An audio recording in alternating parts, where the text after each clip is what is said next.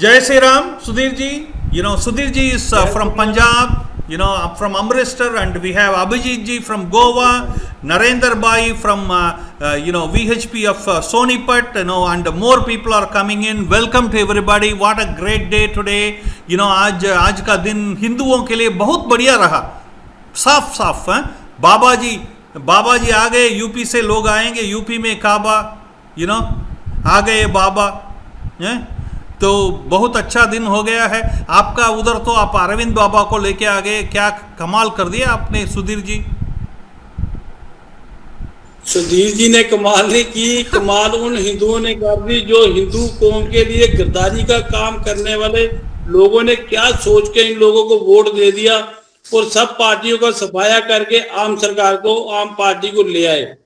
और जो आम पार्टी आगे चलो, अब उसका जो अवाम का फैसला होता है, लास्ट और फर्स्ट फैसला होता है. लोगों ने उनको चुन के मंगाया, बुलाया, तो हमें भी उनका स्वागत करना पड़ेगा. लेकिन हम लोग यही अभी भगवान से दुआ करते हैं. नरेंद्र भाई को सब मालूम है कि कहीं वो 84 वाला दौर ना दोबारा आ जाए, यही डर लग रहा है. बाकी अगर केजरीवाल जी अच्छा काम करेंगे समाज के लिए, देश के लिए, तो हम उनके साथ भी खड़े हो जाएंगे. अभी 5 साल तो खड़े होना ही पड़ेगा. लेकिन अगर बीजेपी आ जाती, भारतीय जनता पार्टी आती, तो हमें ज्यादा मजबूती हिंदुओं को मिलती. अच्छा, सनातन धर्म को अच्छी मजबूती मिलती. ये बोलिए वो जो आपका पहला सीएम रहे चन्नी साहब, वो तो कंप्लेंट किए थे अमित शाह के पास कि ये जो अरविंद केजरीवाल हैं आतंकी हैं, राइट. इनका गिरफ्तार होना चाहिए, इन्वेस्टिगेशन होना चाहिए. अब क्या होगा? ये तो बहुत बहुमूल्य से जीत गए. देखो ऐसा क्योंकि केजरीवाल के लिए चन्नी साहब ने एक लेटर भेजी गृह मंत्रालय में अमित शाह जी को, जिसमें उन्होंने बोला कि केजरीवाल का जो फंडिंग का सिस्टम है, जो पैसा आ रहा है पार्टी का, सारा काला चिट्ठा खुलना चाहिए. इसका प्रॉपर पता करना चाहिए, डाटा लेना चाहिए कि इनको पैसा कहाँ से आ रहा है. ये फंडिंग का पैसा है और ये गर्म ख्यालियों से, आतंकवादियों से सारा पैसा आ रहा है. और उसकी जब शिकायत की गई तो गृह मंत्रालय, अमित शाह जी ने भरोसा दिलाया कि हम बहुत जल्दी इसकी पूरी चेकिंग करवाएंगे, अपनी एजेंसियों से सब कुछ करेंगे. लेकिन अभी केजरीवाल जी पूरी जोर शोर से झाड़ू जो पंजाब में छा गया, 93 सीट लेके पंजाब में आ गया. अभी देखो अब क्या होगा, ये तो भगवान ही जाने. ये हिंदुओं का हाल क्या होगा? ये तो खालिस्तानियों को बहुत करीबी माना जाते हैं. खालिस्तान का पीएम भी होने वाले थे. देखो हिंदुओं का जो पहले होता था वो ही हाल दोबारा होगा. जैसे कश्मीर में से हिंदुओं को निकाला गया था, वैसे ही अब पंजाब में भी यही ऐसे. मेरे को देखो परमात्मा करे कि केजरीवाल जी के लिए शिकायत की गई चन्नी जी की तरफ से, जो पुराने सीएम थे, पूरे बोलोगे आप उसको, तो उन्होंने शिकायत की. अमित शाह जी से लेटर भी आ गया, जवाब भी आया कि बहुत जल्दी इनकी जो एजेंसियों से चेकिंग करके इनके ऊपर जो अगर ये सब कुछ निकला, फंडिंग का मसला निकला, तो बनती कार्रवाई की जाएगी. लेकिन अभी देखो क्या होगा. जैसे कश्मीर से हिंदुओं को निकाला गया था, वैसे ही अब पंजाब में मेरे को लग रहा है कि ऐसा ही होगा. उसका कारण ये है, क्यों लग रहा है कि आज सुबह जब दोपहर को 4 बजे फैसला आ गया, रिजल्ट निकल गया, तो मेरे को दूसरी कंट्रियों से मैसेज आने शुरू हो गए, जो मेरे पास अभी पड़े हुए हैं, जिसमें उन्होंने बोला कि अब तुम लोगों की खैर नहीं, अब बच सकते हो तो बच जाओ, क्योंकि हमारी सरकार आ चुकी है. केजरीवाल जी जब पहले भी पंजाब में आए थे पिछले इलेक्शनों में, तो भी इन्होंने खालिस्तानियों के, जो खालिस्तान के कमांडर थे, उनके घरों में रहे थे मोगा साइड पे, और इनके क्या रिलेशन है ये तो परमात्मा जाने. लेकिन इनकी जो फंडिंग है, जैसे वो सब लोग बोल रहे हैं कि फंडिंग इनकी पाकिस्तान से, आतंकवादियों से है, हो सकती है ना भी हो. लेकिन एजेंसियों ने, जो सरकार, चन्नी जी सरकार ने भी बोला है, उसके हिसाब से अगर फंडिंग वो है, इनका संबंध पीछे से खालिस्तानियों से, आतंकवादियों से है, तो फिर पंजाब का माहौल जो है बहुत खराब होने. अब ये जो बॉर्डर स्टेट है, ये गया आपके पास, और मुझे तो ऐसा लग रहा है बीजेपी के पास कोई तोड़ नहीं है आपके लिए, राइट. ये तो कांग्रेस को जीत सकते हैं और कोई और पार्टी को जीत सकते हैं, आपको नहीं. ये तो कभी, हाँ हाँ जी, हिंदुओं, देखो पंजाब के हिंदुओं ने क्या सोच के आम की सरकार को जिताया, ये मेरी समझ से बाहर हो गया। क्योंकि कभी सोचा नहीं था कि पंजाब में आपकी सरकार इतनी स्ट्रॉन्ग स्थिति में आ जाएगी। और जैसे उन्होंने 93 सीट ले ली, 117 सीट में से 93 सीट ले ली, बहुत ज्यादा सीट ले ली। लेकिन चलो अब स्वागत करना पड़ेगा आम सरकार का भी, क्योंकि 5 साल निकालने हैं। ऐसे भी तैसे भी नरेंद्र भाई हमारे साथ वाले स्टेट में रहते हैं, इनको सब मालूम है अब क्या होगा। ये भी आपको बता सकते हैं नरेंद्र भाई भी, क्योंकि अभी स्टार्ट नहीं हुआ, अभी आम की सरकार का रिजल्ट नहीं निकला था। तो उससे 2 दिन पहले ही यहाँ पे एक जागरण होता है, शिवरात्रि के बाद शिवजी जी का रात का प्रोग्राम मनाया जाता है। उस प्रोग्राम में जब प्रोग्राम किया गया तो वहां पे एक स्टैचू रखे जाते हैं, परमात्मा की तस्वीरें रखी जाती हैं, मूर्तियां रखी जाती हैं, नंदी गोरा, पार्वती जी, शिवजी जी, और कुछ लोग निहंग आते हैं जो कि बर्छे हाथ में पकड़े होते हैं, और वो बर्छे इतनी जोर से उन मूर्तियों में मारते हैं जैसे किसी ने बड़ी खुंदक निकाली होती है और एक आदमी बड़ी खुंदक से आया होता है।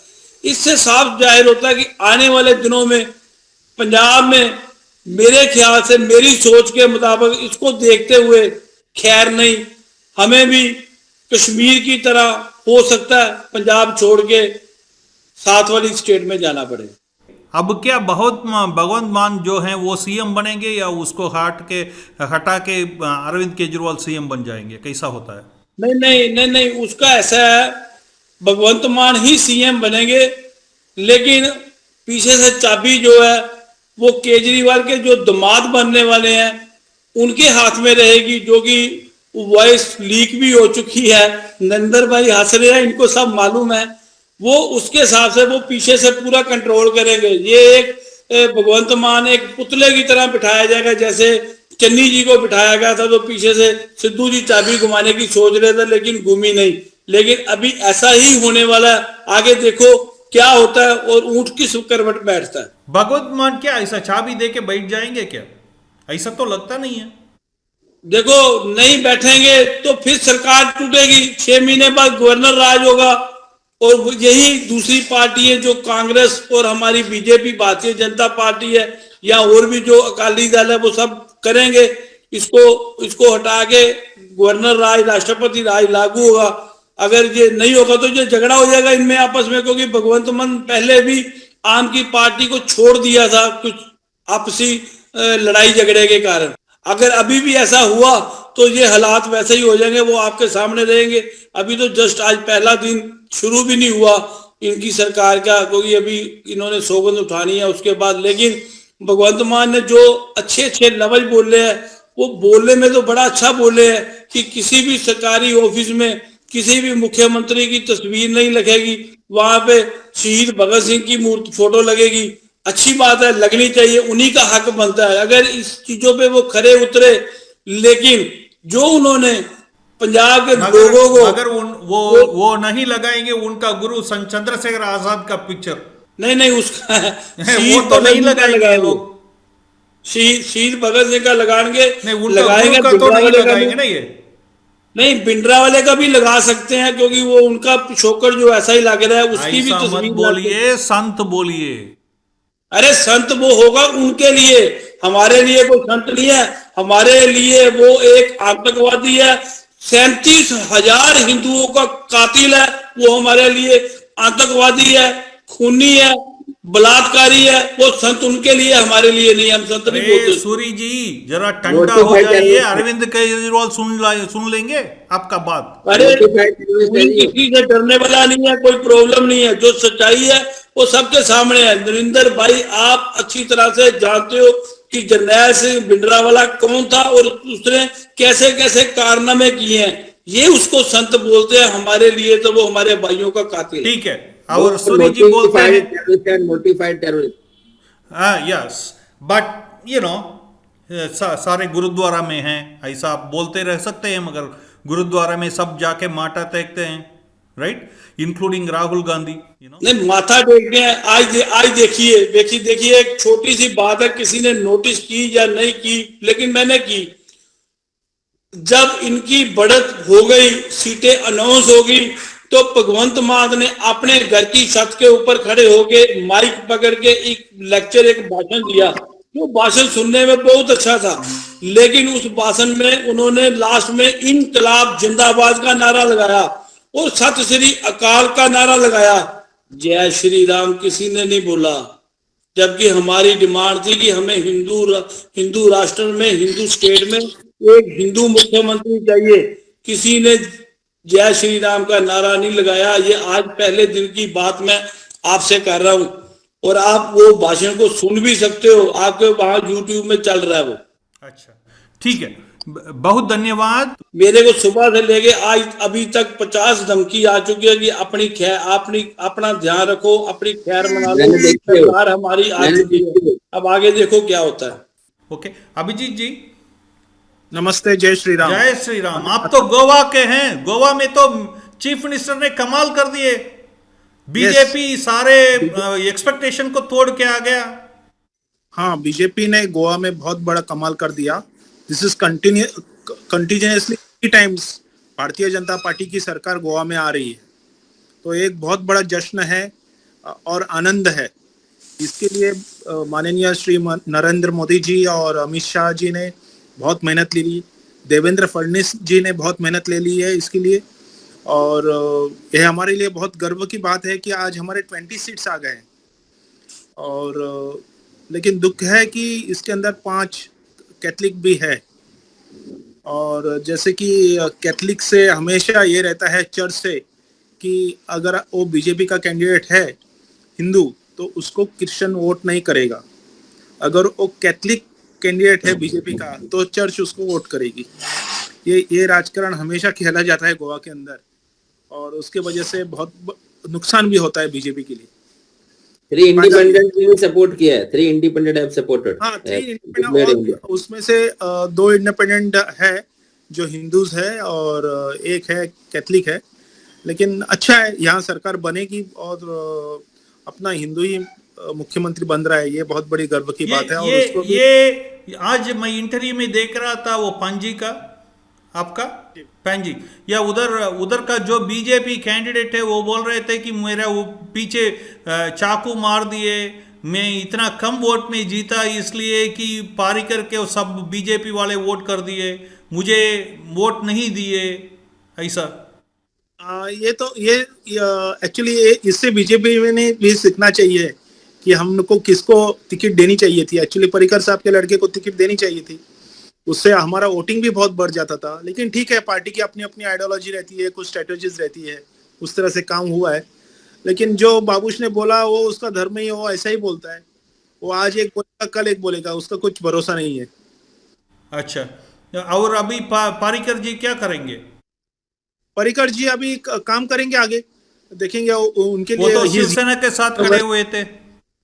हाँ, वो बहुत छोटे हैं, अभी 40 इयर्स है उनका, उनके सामने बहुत अच्छा फ्यूचर है, वो गोवा की बहुत बढ़िया कर सकते हैं आगे।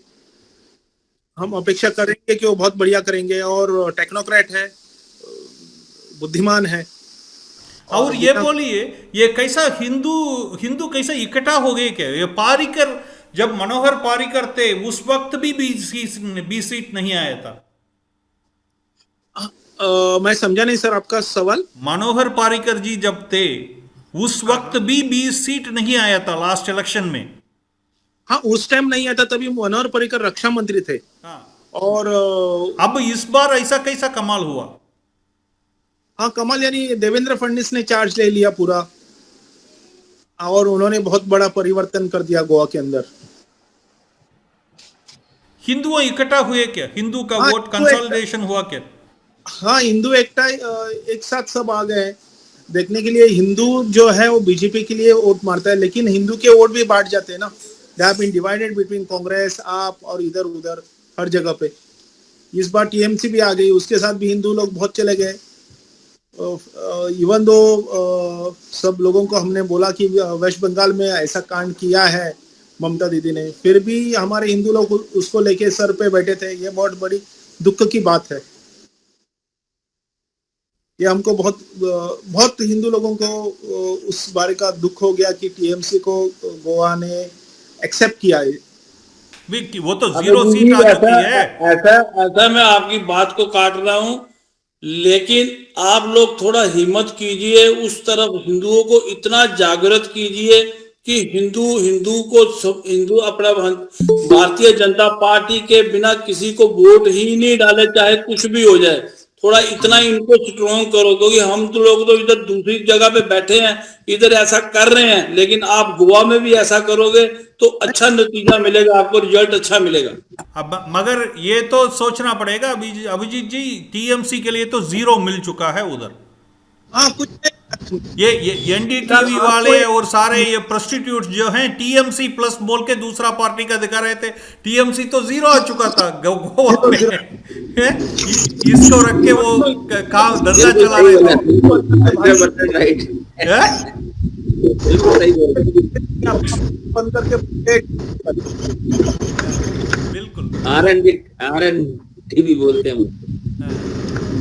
Anyway you know Kuldeep ji, doctor Kuldeep ji, जय श्री राम, कैसे हैं? जय श्री राम सुंदर जी, बहुत बढ़िया। प्रभु की बहुत कृपा, प्रभु की बहुत कृपा है। बहुत बढ़िया, बहुत बढ़िया।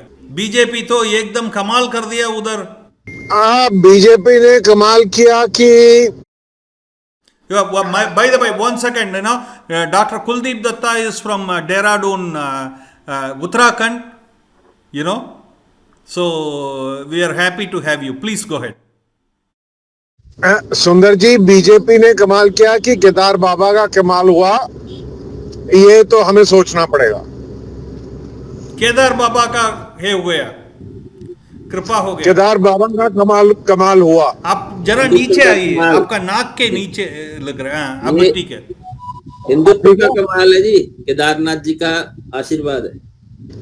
हाँ, ये हर हर महादेव का कमाल है।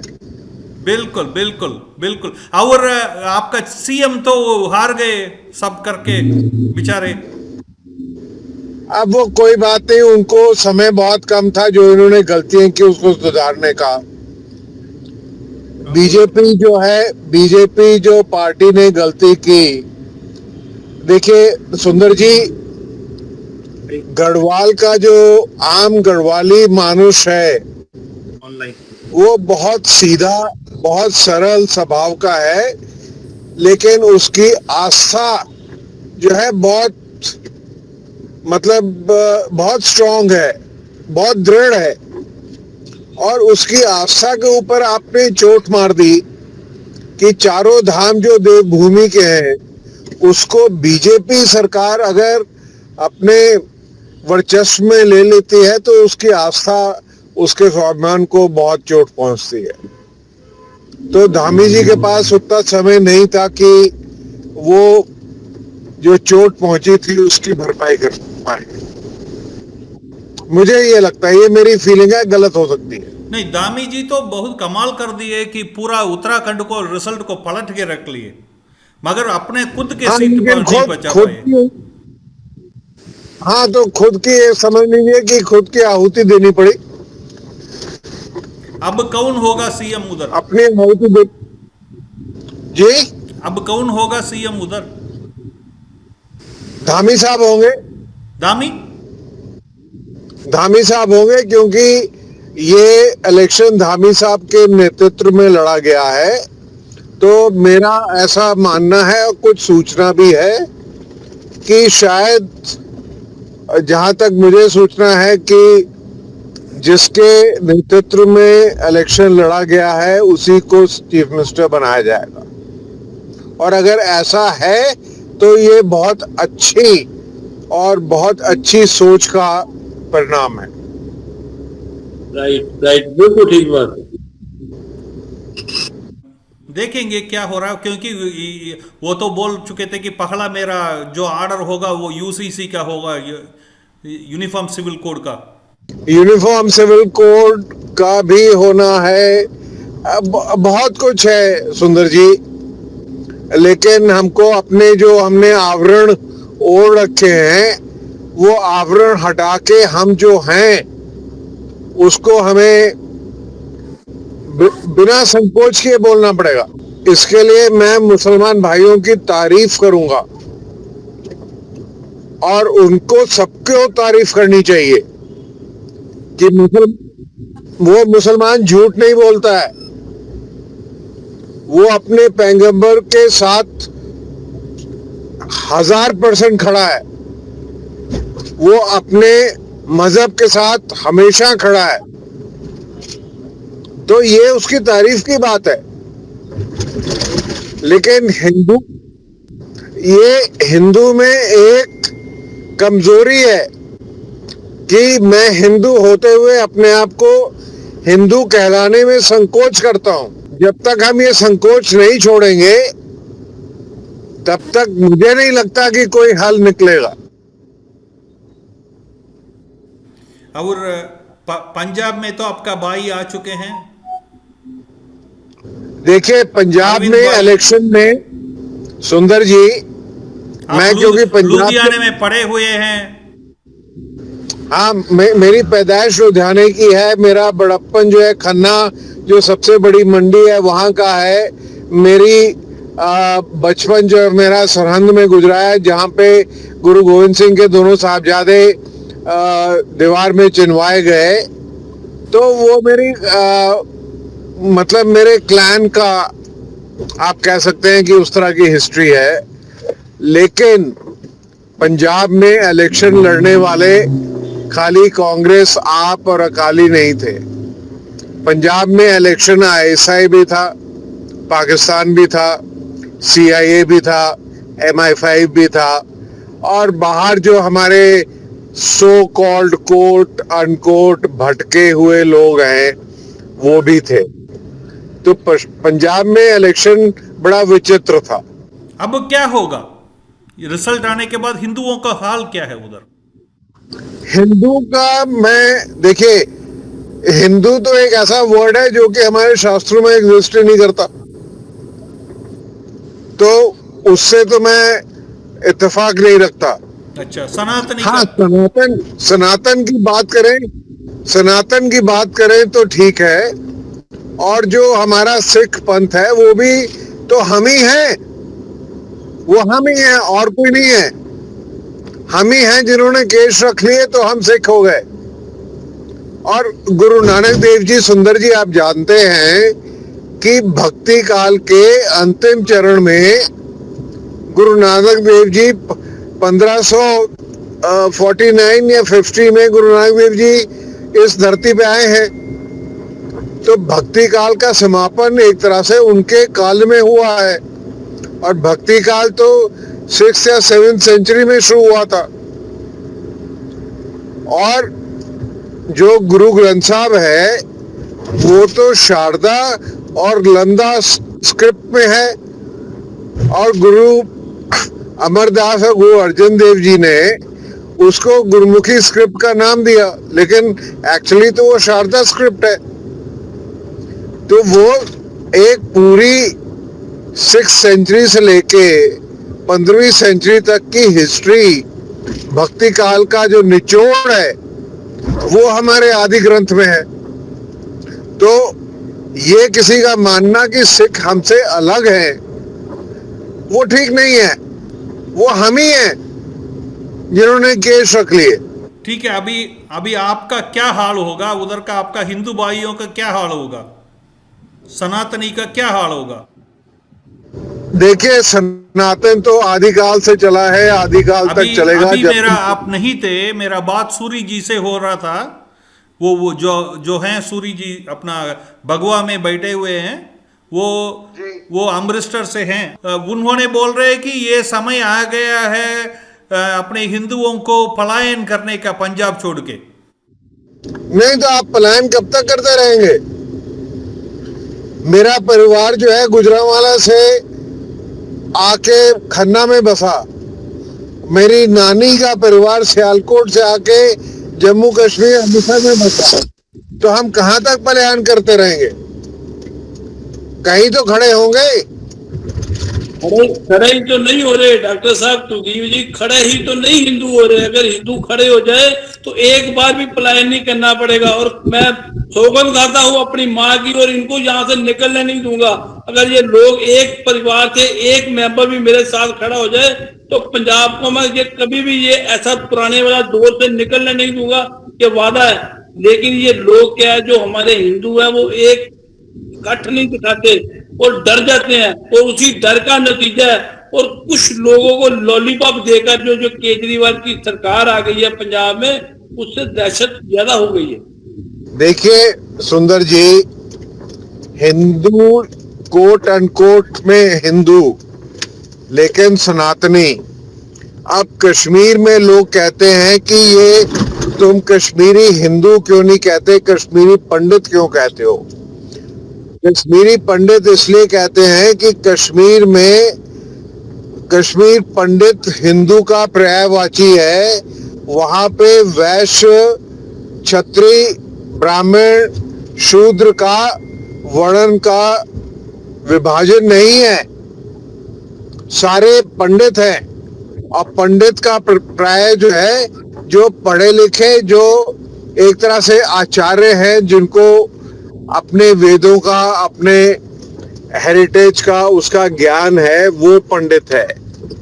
पंडित का वर्ण से कोई मतलब नहीं है। तो जब तक हिंदू, जिसको वो शूद्र कहता है, उसको अपने गले नहीं लगाएगा, तब तक हिंदू हिंदू नहीं कहलाएगा। बिल्कुल बिल्कुल। अब ये बॉर्डर स्टेट जो है वो आपका हाथ में आया है, इसमें सिक्योरिटी का क्या कैसा बदलेगा, क्या होगा? देखिए, पहली चीज तो है कि हमें जिसको हम वाल्मीकि समाज कहते हैं, जिसको हम शूद्र कहते हैं, हमारी वर्ण व्यवस्था में अगर आप देखें, विष्णु जी तो लेटे हुए हैं, वो खड़े नहीं हैं। हमने विष्णु जी को वर्ण व्यवस्था में खड़ा कर दिया है, और जिसमें चरण जमीन पे हो गए और सर आसमान में हो गया है। लेकिन जब वो लेटे हुए हैं तो सारे बराबर हैं, और जब आपके चरण जमीन पर नहीं होंगे तो आपका सिर आसमान में कैसे होगा? तो जब तक हम अपने वाल्मीकि भाइयों को गले नहीं लगाएंगे तो हमारा समाज एकत्रित कैसे होगा? बिल्कुल बिल्कुल। सूरी जी, आप क्विकली 1 मिनट बोलिए कि आप कैसा देखते हैं ये सिक्योरिटी का क्या सवाल हो सकता है? अरविंद केजरीवाल का गवर्नमेंट जो आ चुका है बॉर्डर स्टेट में, इससे क्या फर्क होगा? ऐसा तो नहीं है कि कांग्रेस बहुत अच्छा था, नहीं, कांग्रेस और आम की सरकार बराबर की, दोनों एक ही है। एक सरकार है, दो नाम है। क्योंकि कांग्रेस सरकार ने भी पहले बोला था कि हमारी जो पार्टी है, ये पार्टी मुसलमानों की पार्टी है। जब मुसलमानों की पार्टी है तो फिर हिंदुस्तान में हिंदुओं का क्या होगा? अब आम पार्टी जो है वो भी बोलते हैं कि हम मुसलमानों को ये करेंगे, मुसलमानों के लिए ये सब्सिडी देंगे। इसका मतलब ये दोनों एक तरफ से दोनों मिले हुए हैं, दो शरीर है और एक जान है।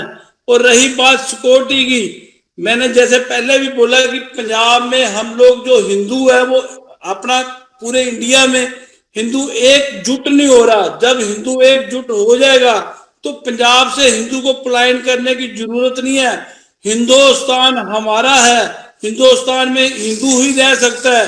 ये लोग हमारे मेहमान हैं, लेकिन क्या कि ये अब मेहमान हमारे सर के ऊपर बैठ के नाचना चाहते हैं, जिसको रोकने के लिए हमें हर परिवार से एक एक मेंबर लेना होगा। जैसे सिख कौम को तैयार करने के लिए हमारे बड़े बुजुर्गों ने अपने परिवार से एक एक बड़ा बेटा दिया, तो इनकी सेना बनी, सिंह फौज बनी, 5 प्यारे बने, 10 के 10 गुरु हमारे थे। लेकिन इन्होंने उस पर भी कब्जा कर लिया। उसका कारण यही है कि हम सब में एकजुटता नहीं है। जब हिंदुओं में एकजुटता आ जाएगी तो हमें कोई नीचा नहीं दिखा सकता। सिक्योरिटी का तो बहुत मंदा हाल होगा। आप देखो आगे आगे होता क्या है। मैं अगर आपको ये कुछ बता रहा हूँ, वो चंद 3, 4, 5 घंटे में मेरे को जिस तरह की धमकियां, जिस तरह के फोन उन लोगों पे आ चुके हैं बाहर की, कंट्री से। पन्नू जैसे लोगों के, कुत्तों के, आदमियों के फोन मेरे को आ चुके हैं, जिस धमकी से, जिस लाइसेंस से वो बात कर रहे हैं, वो सब लग रहा है कि वो उन्हीं की चाल के मुताबिक आपकी सरकार पंजाब में आई है। उत्तराखंड में अब क्या अच्छा दिन आ रहा है? बीजेपी कुछ सीखा होगा योगी से और दामी से। सुंदर जी, उत्तराखंड में अच्छे दिन आएंगे। ये देवभूमि है और देवभूमि के लिए आप अगर सनातनी हैं तो सनातनी बनके आपको खड़े होना पड़ेगा। ये जो चाशनी बनाते हैं और जलेबी बनाते हैं, इसको हमें नहीं बनाना है। देवभूमि में तो मुसलमान को सेटलमेंट किया जाता है, जिहादियों को लेके आके, रोहिंग्या को लेके सेटलमेंट किया जाता है। वो तो कांग्रेस ने किया ना। अब तो आके 5 साल हो गया ना बीजेपी आके भी, डॉक्टर साहब। लेकिन बीजेपी अगर आ गई तो बीजेपी को भी तो एक बार ये निश्चय करना पड़ेगा कि हम कौन हैं, और जब हमें पता चलेगा कि हम कौन हैं तब हम मालूम कर सकेंगे कि हमें जाना कहाँ है। अगर हमें यही नहीं मालूम है कि हम कौन हैं तो हम जाएंगे कहाँ, कैसे पता चलेगा? बहुत बढ़िया। Like what you said, hopefully we believe that Dami will be given a chance. Maybe we don't know how it is. Maybe और 2-3 दिन में पता लगेगा कि कौन सीएम होने वाला है उधर उत्तराखंड में, you know? नहीं, धामी साहब ही सीएम होंगे अगर कुछ और कोई अनहोनी नहीं होगी। आप क्या इंटरनल खबर मिल गया क्या आपका? इतना कॉन्फिडेंटली बोल रहे हैं आप तो किसी से मिलके आ रहे हैं, इसलिए मैं पूछ रहा हूँ। नहीं, वो मेरे कुछ, क्योंकि डॉक्टर हूं ना, और डॉक्टर और अध्यापक दो ऐसे प्रोफेशन है कि वो भगवान की धुनी तक जो है पहुंचने का उनको सौभाग्य प्राप्त होता है। आपका पल्स तो पता चल जाता है डॉक्टर को। तो वो ऐसे है। और सुधीर जी ने जो कहा वो मैं उनसे बिल्कुल निश्चिंत हूं और बिल्कुल अग्री करता हूं, लेकिन उसमें पहली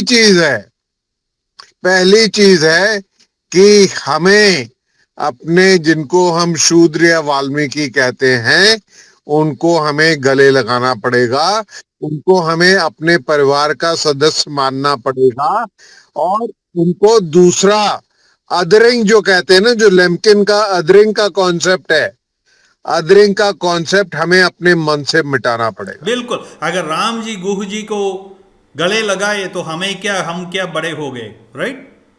बिल्कुल सही। और राम जी हनुमान जी को गले लगाए, गुह को गले लगाए, हम क्या बड़े हो गए, राइट? ये तो करना ही है। तो सुंदर जी, ऐसा है कि हम लोग उनको गले लगाते हैं, सबको गले लगाते हैं, हम किसी से नफरत नहीं करते, क्योंकि हमारा धर्म, जो हमारा समाज है, जो हमारा सनातन धर्म है, वो नहीं सिखाता नफरत करना। अगर हमारा धर्म सिखाता नफरत करना तो हम इनको कब का बॉर्डर पार भेज देते। इसीलिए हम मार खा रहे हैं, हमारे धर्म की शिक्षा के कारण। हमारे जो संस्कार है जो हमें मिले हुए हैं हिंदुओं को, सनातनियों को, यही है। और दूसरी बात, मैं आपको एक और खुशी की बात बताता हूँ कि मेरे को काली सेना का भी पंजाब अध्यक्ष बनाया गया कुछ दिन पहले, और उसके जो राष्ट्रीय अध्यक्ष हैं वो स्वामी अनंत स्वरूप जी है, हरिद्वार से। डॉक्टर साहब जानते होंगे उनको, स्वामी अनंत स्वरूप जी को, वो राष्ट्रीय अध्यक्ष हैं। और बड़ी जल्द हम काली सेना का भी इतना प्रचार करेंगे तो फिर इनका जो वध है वो काली की तरह ही करेंगे, जैसे काली ने वध किए थे। जो ऐसा काम करेगा उसका वध ही होगा, ये वादा है आपसे। बिल्कुल सही बोला जी। अल्टरनेटिव की प्रतीक्षा कर रहा है पंजाब का हिंदू, एक अच्छे अल्टरनेटिव की प्रतीक्षा कर रहा है। बिल्कुल। Hopefully Arvind Kejriwal will be fair. Delhi में जैसा अच्छा काम किए उन्होंने, घर घर में लोगों को जाके धक्का खाना पड़ता है शराब लेने के लिए दुकान जाके, उससे अच्छा है कि घर में पोस्ट में आ जाता है। ये काम तमिलनाडु गवर्नमेंट नहीं कर पाया, केरला नहीं कर पाया, जो अरविंद केजरीवाल ने किए वैसा भी। पंजाब में पहले नशे की आदत बहुत है युवकों में, इसलिए उनको शायद बहुत ज्यादा पसंद भी आ रहा है केजरीवाल इस चक्कर में। सुंदर जी, हाँ जी डॉक्टर साहब, मैंने इंडिया अगेंस्ट करप्शन के टाइम में अरविंद जी के साथ, मनीष सिसोदिया के साथ, ये संजय जी के साथ और किरण बेदी के साथ और ये शर्मा जो चंडीगढ़ में है उनके साथ मैंने बहुत निकट संबंध से काम किया है और मैं इनकी रग रग पहचानता हूँ। हमने I was there for that meeting in Delhi for 3 days with Anna Hazare, Arvind Kejriwal. He had come to meet me to Goa. Arvind Kejriwal, उनके साथ मेरा फोटो है। सर हमने अभिजीत जी उस फोटो को मत दिखाना अभी। नहीं मैंने अभिजीत जी हमने हिंदुस्तान में पहला लोकपाल बिल उत्तराखंड में पास कराया था। बिल्कुल पहला नाउ लेट्स और उसमें मैंने इनके साथ व्यक्तिगत बात की हुई है, बहुत करीब से जानता हूं इनको और मुझको उससे ज्यादा कहने की जरूरत नहीं है। Now I take 2 minutes. मेरी फोटो किसके साथ है मैं आपको बताऊं, आप हैरान हो जाओगे। मेरी फोटो सुंदर जी के साथ है, डॉक्टर साहब के साथ है, आपके साथ है, नरेंद्र जी के साथ है। मेरे को गर्व है कि मैं अपने हिंदू समाज के कुछ ऐसे बड़े बड़े लीडरों के साथ बैठा हूँ। मुझे भी बहुत गर्व है कि आप सबके साथ मेरी फोटो है। हाँ, बस मेरी आपके साथ फोटो मेरे को गर्व है। बिल्कुल और 2 मिनट हम नरेंद्र भाई के पास जाएंगे। नरेंद्र भाई अभी तक बात नहीं की है। नरेंद्र भाई ये बोलिए, आज का चौंकाने वाला रिजल्ट है। 4 स्टेट में बीजेपी ने स्वीप किया और लोग पूछ रहे थे कि यूपी में काबा, बिल्कुल चौंकाने अब तो बोलना पड़ेगा आगे बाबा। बिल्कुल बाबा वहीं बैठे हैं, कहीं नहीं जा रहे। और ये पंजाब के रिजल्ट में भी चेंज में रीजन वही है जो बाकियों में रीजन है। एक्चुअली हिंदू, जैसे आपने शुरू में बोला, जाग रहा है। पूरा तो नहीं जागा है बट निश्चित जाग रहा है। और ये हिंदुत्व जो है यही बाइंडिंग फोर्स है। अब जो ये बांध रही है, इस अट्रैक्टिव बाइंडिंग फोर्स के कारण ही हिंदू जो है, वहां की जो प्रेजेंट गवर्नमेंट थी बीजेपी की, उनकी जो शॉर्ट कमिंग्स भी थी उनको उन्होंने नजरअंदाज किया है। सिर्फ हिंदुत्व की फोर्स के कारण, सिर्फ विकास के कारण वोट मिला है, मैं ऐसा नहीं मानता। बिना हिंदुत्व के बाइंडिंग फोर्स के ये सरकारें नहीं बन सकती थी चारों। क्योंकि अगर विकास से बनना होता तो यूपी में जो मुस्लिम मेजोरिटी एरियाज हैं, आप ध्यान से देखोगे तो उसमें बीजेपी कैंडिडेट क्यों नहीं जीते हैं।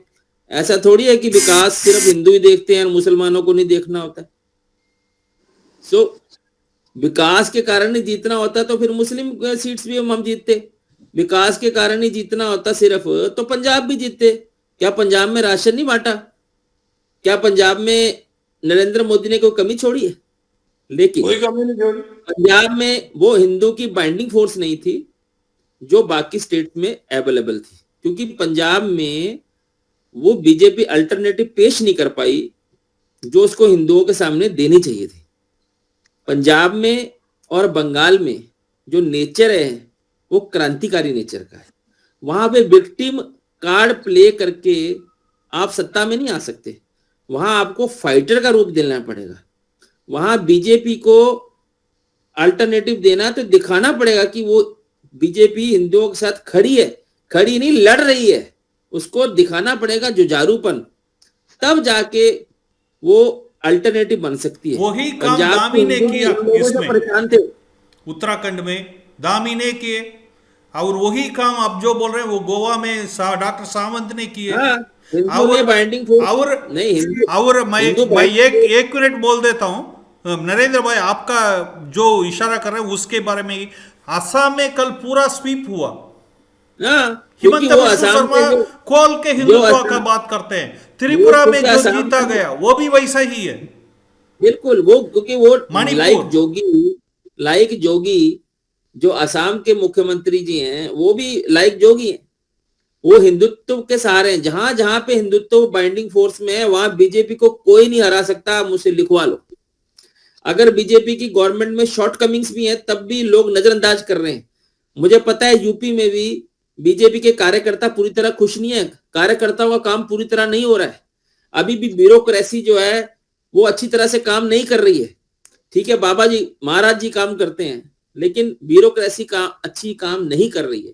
सेम उत्तराखंड में प्रॉब्लम है ब्यूरोक्रेसी की भी, लेकिन लोग इसको नजरअंदाज कर रहे हैं क्योंकि उनको पता है कि हम हिंदुओं की बाइंडिंग फोर्स जो है, हिंदुओं को पता है कि बाकी लोग तो हमारे को कुछ समझेंगे नहीं।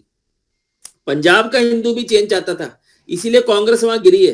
कन्वेंशनली आप देखोगे पंजाब का हिंदू कांग्रेस को वोट डालता रहा है शुरू से, लेकिन इस बार उन्होंने नहीं डाला है। क्यों? क्योंकि कांग्रेस ने हिंदुओं से डिच किया है। उसने बोला कि हम हिंदू को मुख्यमंत्री नहीं बनाएंगे। जाखड़ जैसे अच्छे कॉम्पिटेंट पर्सनैलिटी को छोड़कर उन्होंने just because he was a Hindu उसको उन्होंने सीएम कैंडिडेट नहीं बनाया। हिंदू उनका नाम घोषित करने के बाद भी उनको सीएम नहीं बनाया। हिंदू इससे हर्ट है, पंजाब का हिंदू भी हर्ट है। ये लोग जो सिद्धू की वहां पे दीप सिद्धू है जो, उसकी सोच को लोगों ने हराया है। सिमरनजीत सिंह मान की सोच को लोगों ने हराया है। ये वो लोग हैं जो हाथ में तेग पकड़ते हैं। तेग मतलब होता है तलवार। और बादल भी गए। हाँ, बादल। ये लोग पंजाब में कहते थे कि हम तो तेग पकड़ने के लिए, भाई गुरुजी ने हमें तेग दी है राज करने के लिए, हमको झाड़ू थोड़ी पकड़ेंगे। लेकिन लोगों ने तेग नहीं पकड़ी, लोगों ने झाड़ू ही अच्छा पसंद किया, क्योंकि जो पता था जो वो तेग है ना, गुरुजी ने ये तेग हिंदू धर्म की रक्षा के लिए दी थी, सिखों को, हमारे को डराने के लिए नहीं दी थी। लेकिन ये जो तेग उठा रहे थे सिमरनजीत सिंह मान, दीप सिद्धू, ये हिंदुओं को डराने के लिए तेग दिखा रहे थे। इसलिए पंजाब के हिंदुओं ने कांग्रेस को झटका दिया है, दीप सिद्धू की विचारधारा को झटका दिया है। और ये 20-20 संगठन जो किसानों के ड्रामे कर रहे थे, पाखंड कर रहे थे, एक भी सीट नहीं मिली उनको, एक भी सीट। बीजेपी वहां कामयाब क्यों नहीं हुई है? क्योंकि बीजेपी ने अभी तक अपना जुझारू फेस नहीं दिखाया है वहां पे, जैसा असम में दिखाया है, जैसा उन्होंने मध्य प्रदेश में दिखाती है, जैसा जुझारू फेस यूपी में दिखाया है। ऐसा जुझारू नेता, ऐसा जुझारू दम अगर पंजाब में दिखाएं, मैं आपको बताता हूं, सूरी जी यहां बैठे हैं, पंजाब का हिंदू बहुत स्ट्रांग हिंदू है, बहुत स्ट्रांग है।